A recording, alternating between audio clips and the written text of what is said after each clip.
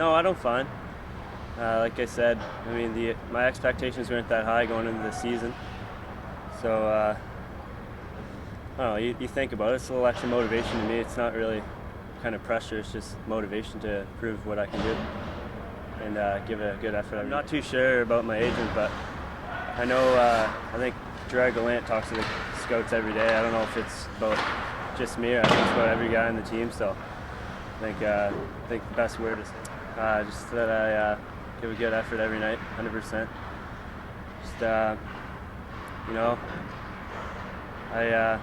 might not have all the skills in the world, but I try to work hard every night and be strong defensively and chip in offensively as well. So. I think he's the type of player who's going to be a third-line type of player, a defensive specialist who's really got good vision and plays the defensive side of the puck very well. He's a penalty-killing type of guy.